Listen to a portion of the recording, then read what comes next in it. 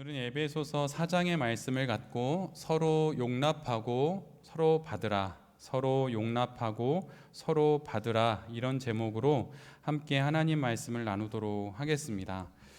우리는 에베소서 4장에서 특별히 이제 교리의 말씀 이후에 신앙인의 교훈에 관련된 말씀을 함께 나누고 있습니다.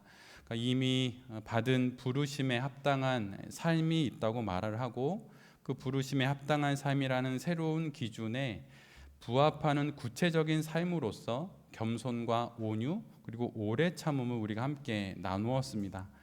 그리고 이 성품은 어떤 윤리적이거나 도덕적인 것을 넘어서서 우리 아까 조금 전에 혜미자매가 기도해 주신 것처럼 성령 하나님으로부터 비롯되는 성령의 열매라는 것을 우리가 지금껏 함께 나눴습니다. 그리고 오늘은 사도의 마지막 네 번째 권면으로 상호 용납의 말씀을 우리 모두가 함께 나누게 됩니다. 새로워진 개인인 성도가 되어서 새로운 사회인 교회 안에서 새로운 기준인 부르심에 합당한 삶을 살아갈 때에 한 성도에게 나타나야 하는 네 가지 겸손, 온유, 오래 참음 그리고 마지막으로 상호 용납이라고 하는 것이 있다고 말씀합니다. 마치 가장 안정적인 건물은 그 다리가 4개이듯이 이것처럼 4개의 기둥이 우리 모두에게 필요하다고 사도 바울은 이야기하고 있습니다. 성도가 참된 성도가 되고 또 교회가 참된 교회가 되기 위해서는 여러 가지를 말할 수 있을 텐데 사도 바울은 사랑의 터 위에서 바로 이 4가지가 있을 때 비로소 성도는 성도가 될 수 있고 또 교회는 교회가 될 수 있다고 이야기를 합니다.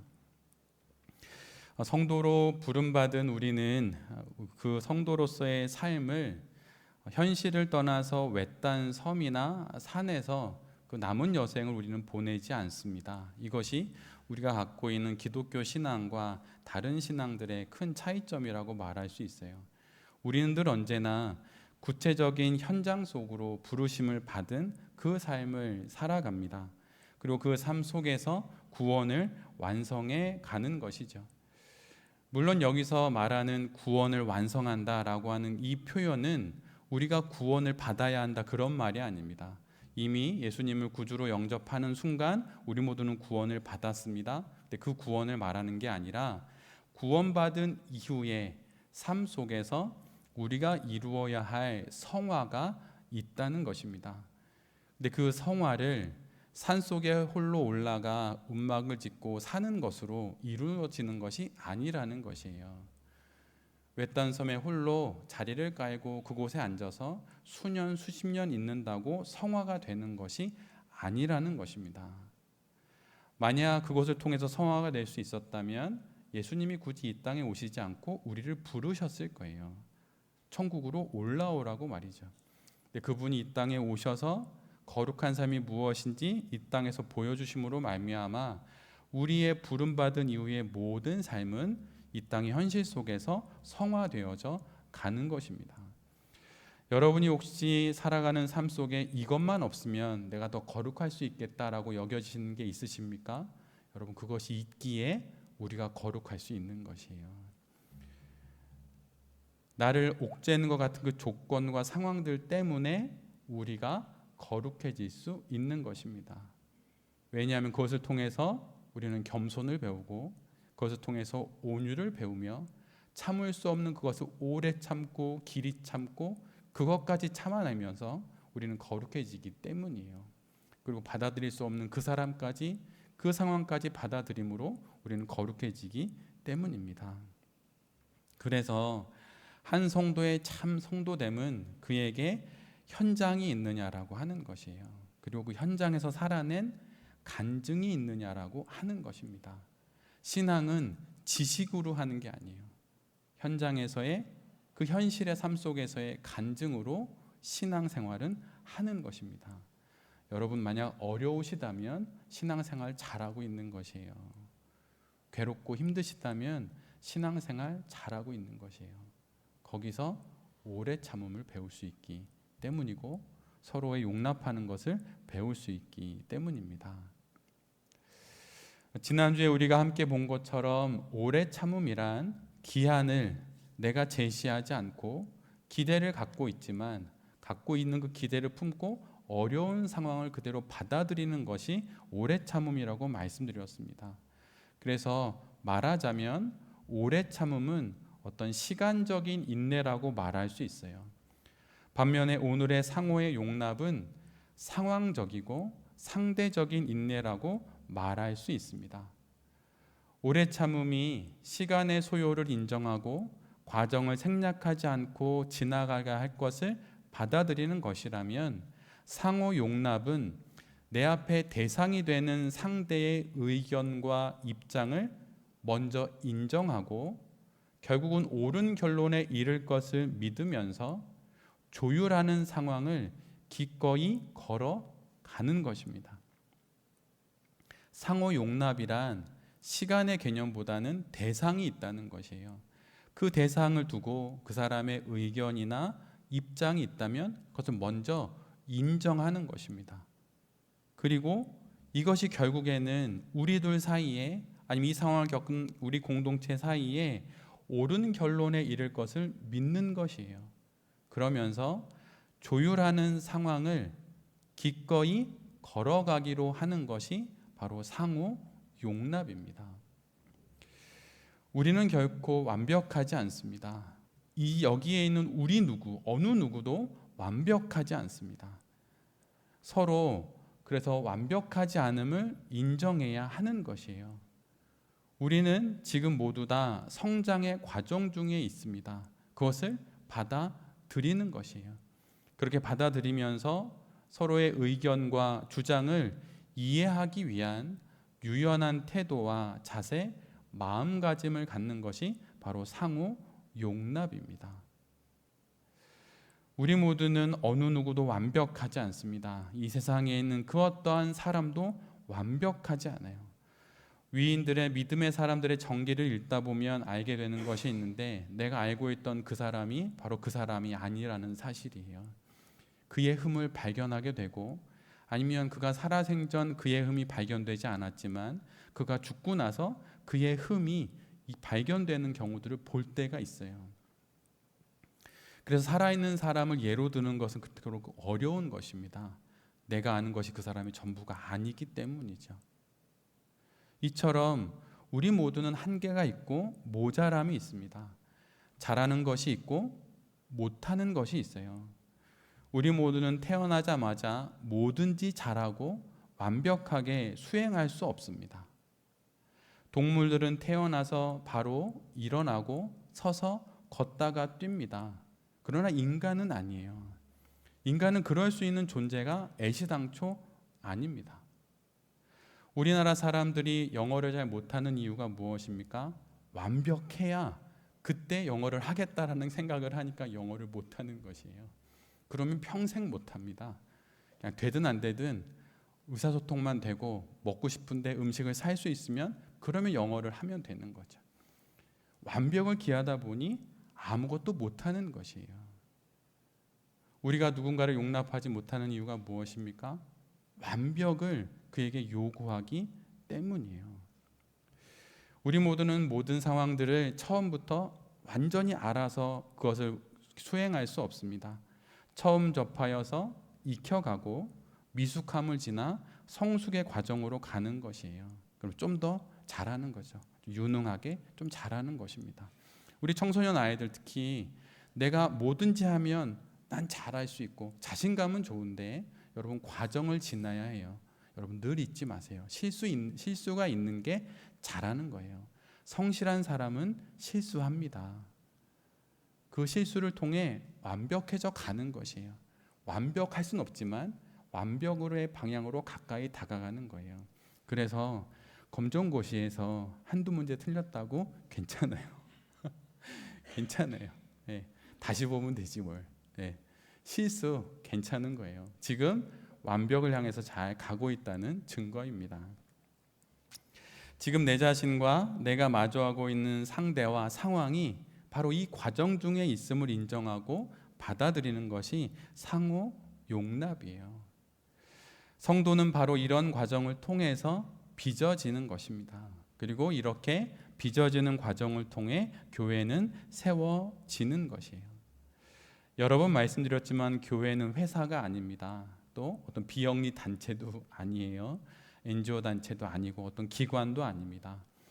교회는 가정하고 아주 많이 비슷해요. 근데 가정이 성과를 내야 하는 공동체가 아니듯이 교회도 어떤 성과를 내야 하는 공동체가 아닙니다. 성과는 과정을 지나면 주어지는 결과일 뿐인 것이에요. 중요한 것은 과정을 내가 잘 지나고 있느냐 아니냐의 유무입니다. 상호 용납의 과정을 잘 지나고 있느냐가 내 자신과 그 교회의 거룩함과 건강함을 증명한다는 것이죠. 교회 안에서 우리가 경험하게 되는 것은 내가 교회와 가정 또는 어떤 공동체를 위해 한 가지를 섬긴다면 내가 한 가지 섬기는 그 배경 속에 내가 10가지의 섬김을 받는다는 것을 알게 돼요. 내 눈에는 나의 섬김만 보이고 내가 하는 일만 보이지만 실은 더 많은 사람들이 나를 그렇게 섬겨주고 있다는 것이에요. 내가 교회를 위해 하나를 섬긴다면 누군가의 많은 사람들의 10개의 섬김을 내가 받고 있는 것입니다. 가정에서도 마찬가지예요. 어느 곳에서도 다 마찬가지입니다. 그것을 알면 어떻게 될까요? 서로 용납하게 되는 것입니다. 그렇다면 우리는 왜 이런 내용이 있기는 하지만 좀 더 구체적으로 왜 서로 용납해야 하는 것일까요? 그것은 로마서 15장 7절에 있는 말씀이 우리에게 증거해 주고 있어요. 제가 그 부분을 읽어드리겠습니다. 잘 한번 귀담아 들어보세요. 로마서 15장 7절입니다. 그러므로 그리스도께서 하나님의 영광을 드러내시려고 여러분을 받아들이신 것 같이 여러분도 서로 받아들이십시오. 우리는 구원을 받았습니다. 근데 그 구원받는 과정에서 우리는 약자고 예수님은 강자이지요. 세상의 논리로 따지면 강자가 약자의 편의를 봐줄 이유가 없습니다. 약육, 강식, 적자생존의 법칙에 따라서 강자는 약자를 무시하면 그만이에요. 그런데 강자이신 예수님께서 우리에게 오셔서 약자인 우리를 받아주셨습니다. 하나님의 아들이신 예수님께서 우리를 그렇게 용납해 주셨어요. 그것이 바로 구원입니다.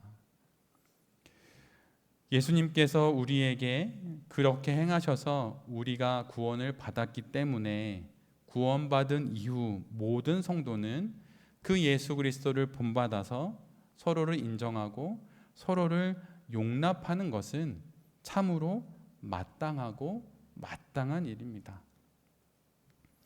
마치 다 큰 성인인 아빠와 엄마가 어린 자녀의 부족함을 용납하는 것과 비슷하지요.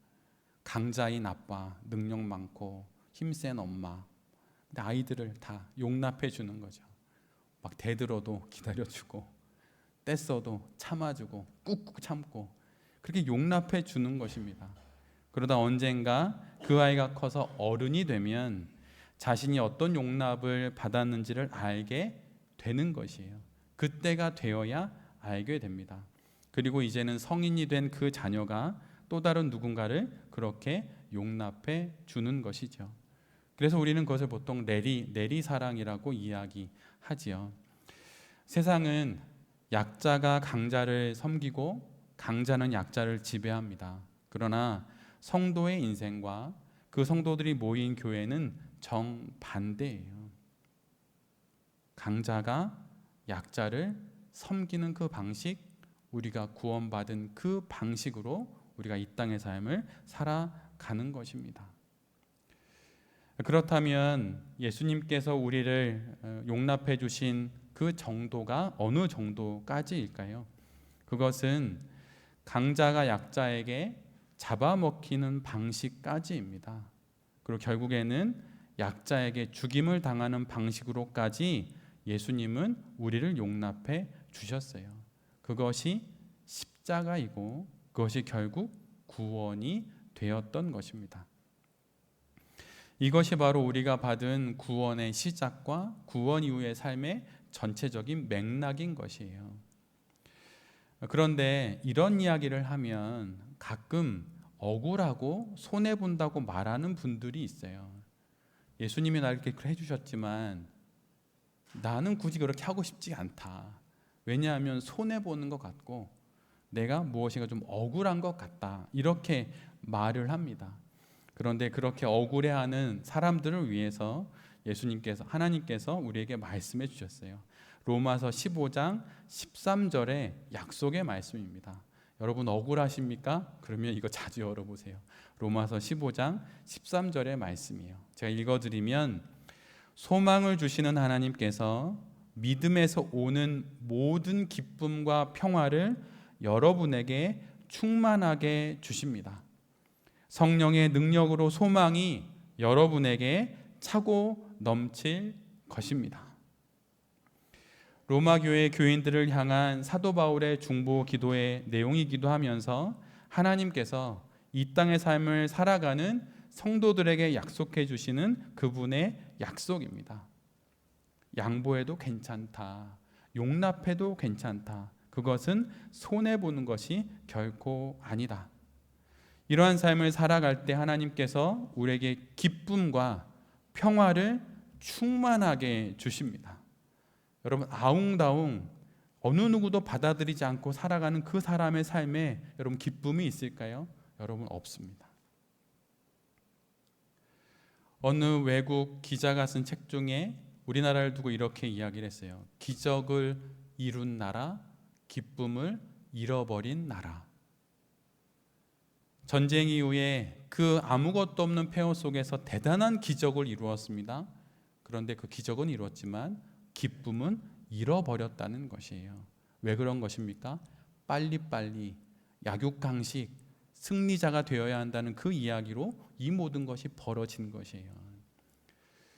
중앙대학교의 김누리 교수가 있습니다. 독일어 교수인데 한국 교육에 대한 아주 신랄한 책과 이야기를 많이 하는데, 그분이 최근에 쓴 책 중에 경쟁 교육은 야만이다 이런 책이 있어요. 경쟁 교육은 야만이다. 근데 그 야만에 이르는 과정이 있는데 경쟁 더하기 능력 더하기 공정이 결국 야만을 낳는다는 것이에요. 경쟁과 능력, 공정 이 모든 것은 다 좋아 보이지요. 이것이 더해지는 순간 우리가 상상하지 못했던 결과물을 낳게 되는데 그것이 바로 야만이라는 것입니다.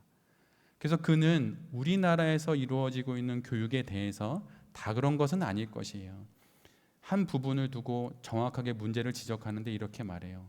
우리 아이들은 학교에서 파시스트가 되어 간다 이렇게 말해요. 근데 여러분 정말 그런 면이 있어요.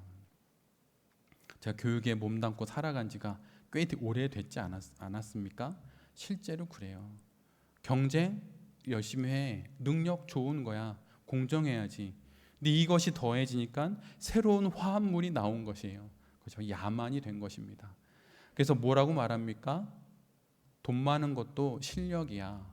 이렇게 말하는 시대가 되어 버린 것이에요. 근데 여러분 그렇게 말하는 사람들의 인생에 기쁨이 있을까요? 평화가 있을까요? 여러분 그렇지 않습니다. 그들에게 소망이 있을까요? 여러분 그렇지 않아요. 사도 바울은 우리에게 이렇게 말합니다. 하나님 우리에게 이렇게 말씀하십니다. 손해보고 살아도 용납해도 괜찮다. 왜냐하면 소망을 주시는 하나님께서 믿음으로부터 비롯되는 모든 기쁨과 평화를 너희들에게 충만하게 줄 것이니 괜찮다라고 말하는 것입니다. 또한 성령의 능력으로 소망이 우리 가운데 차고 넘치기에 괜찮다고 말하는 것이에요. 그러기에 능력주의와 무한 경쟁이 가득한 이 세상 속에서 우리가 이 땅의 삶을 살아가면서 은혜를 누리고 기쁨과 평화 가운데 살아가기 위해선 우리 모두는 서로를 용납해야 하는 것입니다. 지금은 지는 것 같지요? 여러분 끝까지 가보세요. 누가 이기는지. 여러분 하나님 앞에서 하나님 말씀으로 살아보겠다고 하는 내기를 하나님께 거십시오. 그럼 누가 이기게 되는지, 세상이 이기는지 우리가 이기는지, 경쟁에서 이기고 능력이 탁월하고 그 다음에 모든 것을 공정해야 된다고 말하는 법과 원칙을 제시하는 그 사람들이 이룬 그들의 인생과 서로를 용납하며 오래 참고 온유하며 겸손했던 우리의 인생 가운데 누가 더 아름답고 승리의 인생을 사는지 여러분 하나님 앞에 내기하십시오. 분명 우리가 승리하게 될 것입니다. 우리 주님 예수 그리스도께서 십자가에서 승리를 거두셨듯이 바로 우리도 이렇게 승리를 거둘 것입니다. 이런 약속이 있기에 우리가 용납해도 되는 것이에요. 우리가 먼저 받은 그 구원의 하나님의 기원, 신적 기원을 통해 우리는 인간 사이에 배려와 섬김의 그런 모습으로 살아가도 괜찮다는 것이에요. 그리고 이러한 상호 용납은 결국 우리 안에서 놀라운 성령의 열매를 주렁주렁 맺게 하는 또 그런 놀라운 일도 우리에게 이루게 할 것입니다. 그러기에 우리가 신의 용납을 받았으니 또한 서로를 향하여서 용납해야 하는 것이고 하나님의 약속이 주어졌으니 또한 서로 용납해야 하는 것입니다. 그렇다면 우리는 어떻게 서로 용납해야 할까요? 가장 첫 번째로는 상호 용납의 첫 번째는 먼저 인정하는 것입니다. 그리고 그 다음에 이해하는 것이에요.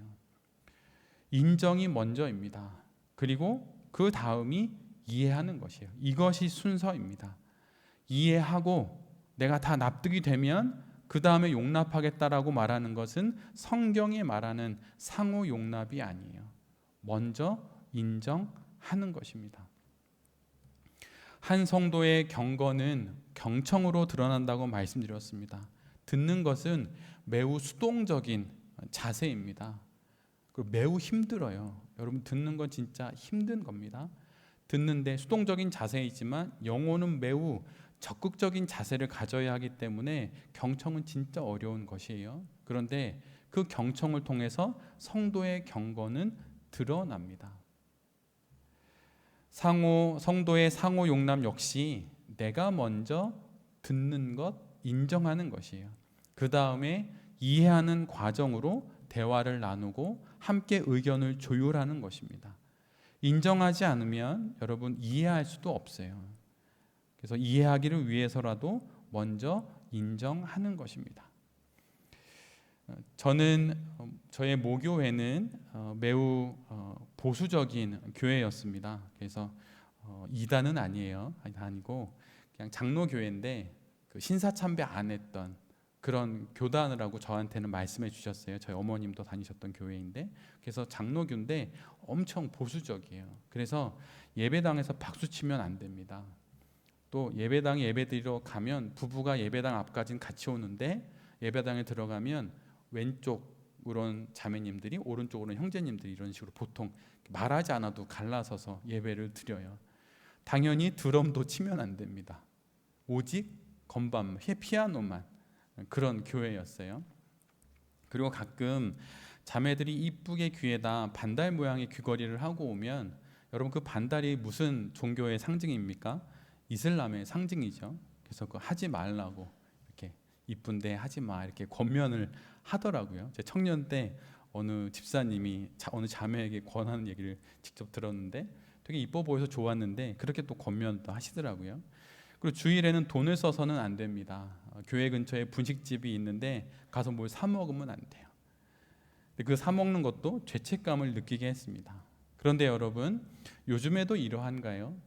그렇지 않습니다. 목이 마르면 오는 길에 스타벅스에서 커피 한 잔 쭉 마시고 배고프면 빵도 사 먹고 뭐 그럴 수 있는 거죠.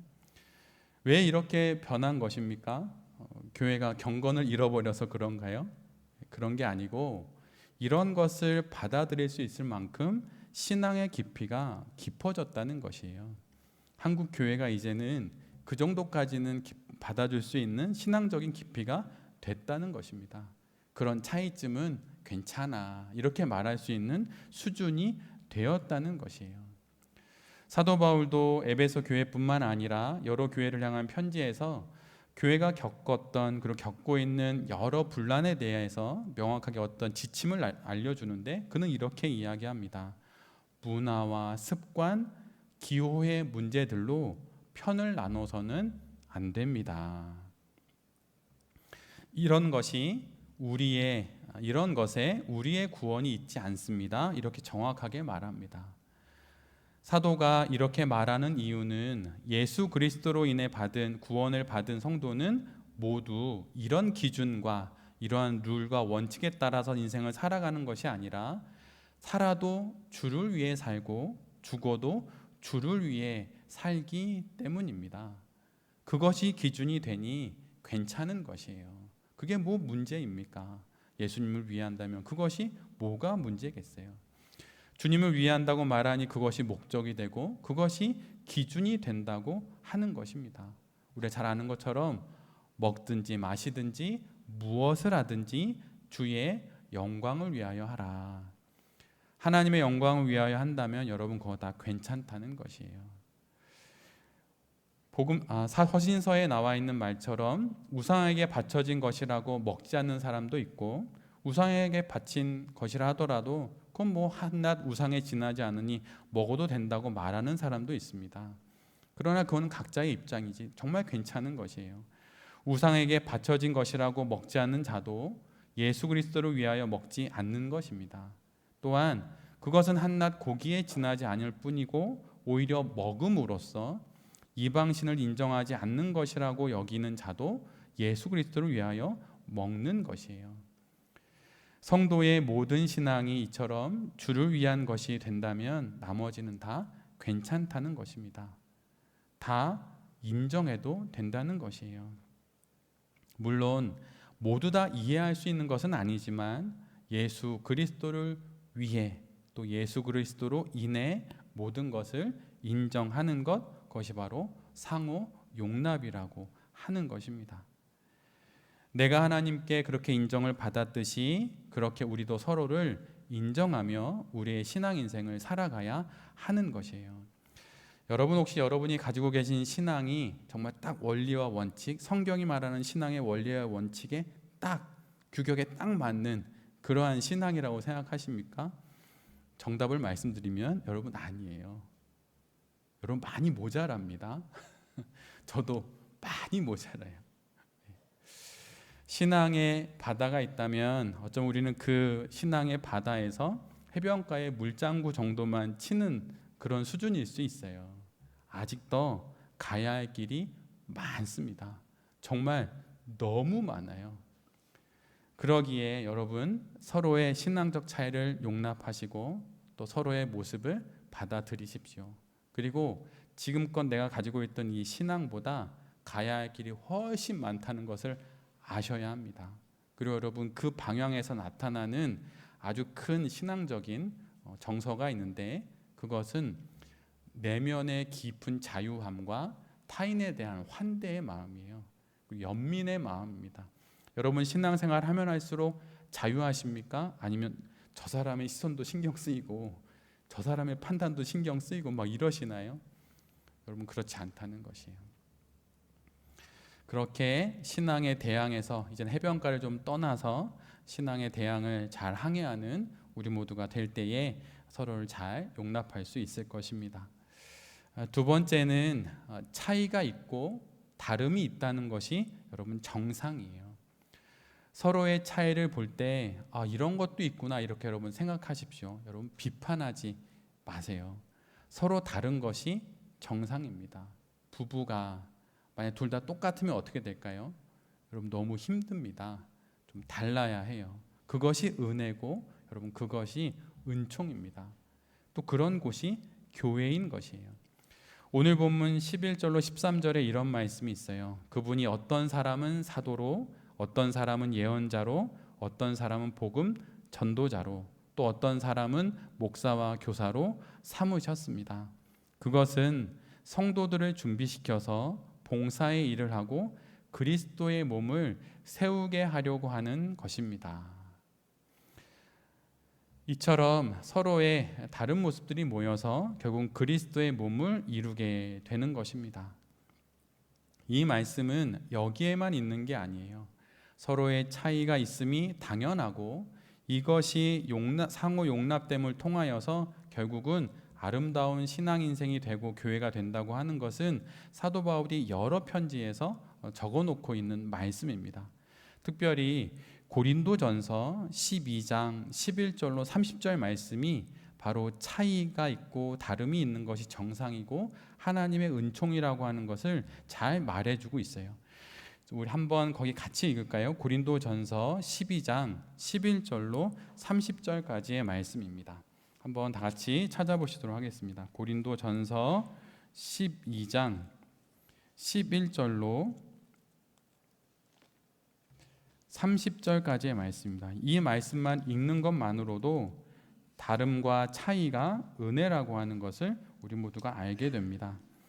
고린도전서 12장 11절로 30절까지의 말씀입니다. 한 절씩 교독하고 마지막 절은 같이 보도록 하겠습니다.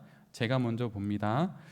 이 모든 일은 한 분이신 같은 성령이 하시며 그는 원하시는 대로 각 사람에게 은사를 나누어 주십니다.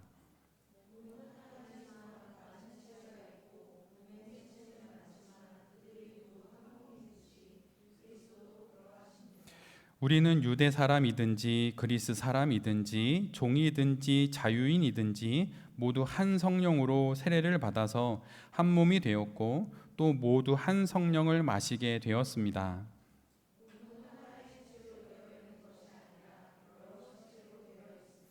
발이 말하기를 나는 손이 아니니까 몸에 속한 것이 아니다 한다고 해서 발이 몸에 속하지 않은 것이 아닙니다.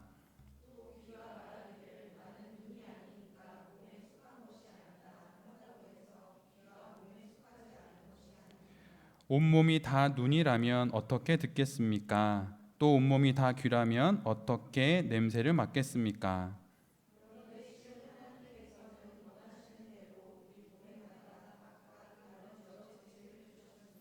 전체가 하나의 지체로 되어 있다고 하면 몸은 어디에 있습니까? 그러므로 눈이 손에게 말하기를 너는 내게 쓸데가 없다 할 수가 없고 머리가 발에 말하기를 너는 내게 쓸데가 없다 할 수 없습니다.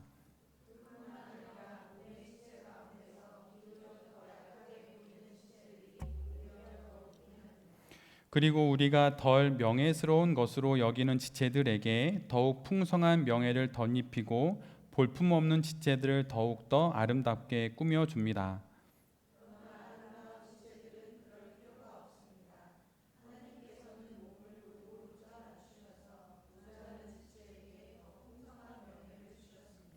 그래서 몸에 분열이 생기지 않게 하시고 지체들이 서로 같이 걱정하게 하셨습니다.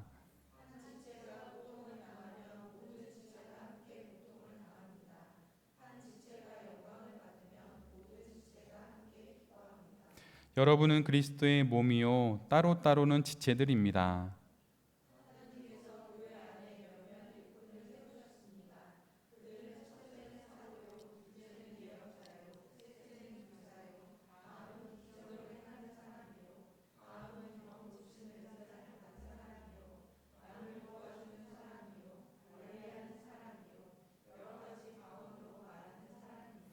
그러니 모두가 사도이겠습니까? 모두가 예언자이겠습니까? 모두가 교사이겠습니까? 모두가 기적을 행하는 사람이겠습니까? 모두가 병 고치는 은사를 받은 사람이겠습니까? 모두가 방언으로 말하는 사람이겠습니까? 모두가 통역하는 사람이겠습니까? 아멘. 이처럼 서로의 다름이 여러분 교회 안에 있고 가정 안에 있습니다. 바로 그 차이가 교회의 축복이고 또한 교회를 지켜줍니다. 옆에 있는 지체가 나와 다른 것이 얼마나 큰 축복인지 모릅니다. 나와 다른 지체를 볼 때마다 여러분 이렇게 인사하세요. 고맙습니다. 나와 달라주셔서 이렇게 여러분 인사하세요. 나와 함께 신앙 인생을 살아가줘 고맙다고 여러분 말하십시오. 그를 통해서 우리는 많은 것을 배울 수 있고 또한 내가 그에게 용납되어지고 있다는 것을 또한 알게 됩니다. 그리고 특별히 나와 다른 부모님과 함께 살고 있다면 여러분 그 부분도 여러분 고맙게 여기십시오. 받아들이기 어렵고 힘들지만 하나님께 기도하면서 그 부모님을 통해서 우리에게 주시는 은혜가 분명히 있어요. 그리고 그 무엇보다 그 부모님을 통해서 우리가 이 땅에 생명으로 왔습니다. 여러 이유가 있을 수 있어요. 예, 그렇죠. 어찌 다 알겠어요. 가정마다 사연이 있고 깊은 역사가 있는데, 그런데 나와 다른 그 부모님도 여러분 마음속으로, 입으로 하기 어려우면 마음속으로 하나님을 향해 고맙습니다 이렇게 말씀하십시오. 또한 나와 다른 자녀들을 놓고도 여러분 그렇게 하세요. 나와 정말 다르지요. 성격이, 근데 또 취향도 많이 다르지요. 여러분 그럴 때마다 고맙다고 하세요. 그리고 말할 수 있으면 자녀들에게도 자주 말하세요. 고마워. 아빠 딸 해줘서, 엄마 딸 해줘서 이렇게 말하십시오. 그리고 부모님께도 지나가면서 쉽게 좀 가볍게 어머니 감사해요, 엄마 감사해요, 내 엄마 해줘서 이렇게 말씀하세요. 어렵고 진지하게 하면 힘듭니다. 서로 가볍게 그렇게 하시면 그 차이가 축복이라는 것을 알게 될 것입니다. 그런데 사도 바울은 이렇게 차이가 다름이 축복이라고 쭉 이야기를 하다가 12장의 마지막을 이렇게 마쳐요. 그러나 여러분은 더 큰 은사를 열심히 구하십시오. 이제 내가 가장 좋은 길을 여러분에게 보여드리겠습니다. 이렇게 말하고 사랑장을 시작합니다. 이런 우리 가운데 차이를 통해 우리는 결국 더 큰 은사인 사랑을 배우게 되는 것이에요. 서로의 차이를 상호 용납하고 서로 받아주면서 비로소 사랑을 알게 되고, 그 사랑으로 나와 너무도 다른 누군가를 품게 되고, 또 그 사랑으로 내가 품어줌을 하나님으로부터 받았다는 것을 알아가게 되면서 비로소 고린도전서 13장 사랑장을 읽게 되는 것이에요. 사랑장을 아무리 읽어도 그냥 그게 그런 얘기처럼 들리는 이유는 12장의 이 상호 용납의 그 은총, 차이와 다름의 은총을 모르기 때문이에요. 12장을 읽어야, 그것을 받아들여야 13장의 그 사랑의 마음이 비로소 우리 안에 들어오게 되는 것입니다. 마지막으로 상호 용납의 세 번째는 우리가 누군가로부터 용납을 받았다고 하여서 절제 없이 지나치지는 않아야 한다는 것이에요. 걸림돌이 되지 않도록 주의해야 한다는 것입니다. 나의 주장과 나의 판단이 또한 나의 언행이 다른 누군가에게 걸림돌이 된다면 여러분 그것은 절제해야 돼요. 목숨을 걸고 절제해야 돼요. 누가복음 17장 1절 이하에 이런 말씀이 있어요. 예수님이 제자들을 향해서 말씀하십니다. 실족해 하는 것이 없을 수는 없다. 그러나 그렇게 하는 사람에게는 화가 있다. 저 사람이 이 작은 한 소자에게 행한 그 일로 말미암아 그가 실족하게 된다면 차라리 연자맷돌을 목에 메고 바다에 던지우는 것이 차라리 나을 것이다. 이렇게 말합니다. 그리고 3절에 이렇게 말해요. 그러니 너희는 스스로 조심해라. 나의 믿음의 정당성으로, 또한 타인이 나를 용납해야 된다는 생각과 행동으로 타인의 신앙을 실족해 해서는 안 됩니다. 특별히 우리 청소년 아이들, 엄마 아빠가 나를 당연히 사랑해야지, 내 부모니까, 그러면서 막 해서는 안 되는 것이에요. 부모님한테 잘해야 돼요. 받은 사랑만큼 다 돌려드릴 수는 없습니다. 근데 여러분 그렇게 해야 되는 거예요. 또한 우리에게 부모님이 있는 모든 성도님들도 마찬가지예요. 그분들에게, 부모님들에게 잘 돌려드려요. 그 사랑을 돌려드릴 수 있을 만큼 돌려드립니다. 그런데 그 과정에서 함부로 해서는 안 되는 거예요. 아무리 정당해도 옳아도 하나님 앞에 기도해 보십시오. 그럼 분명히 다른 길을 알려주시고 풀어갈 방법을 주실 것이에요. 만약 내 식대로, 내 방식대로, 내 성격과 성향대로 하면 연자맷돌 메고 바다에 빠지는 것이 더 나은 것이에요.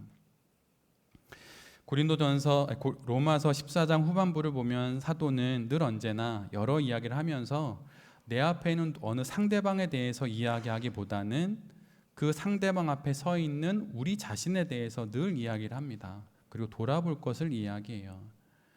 나와 다른 내 앞에 있는 그 사람이 중요한 것이 아니라 그 사람을 대하는 나의 자세와 태도가 훨씬 더 중요하다고 이야기를 합니다.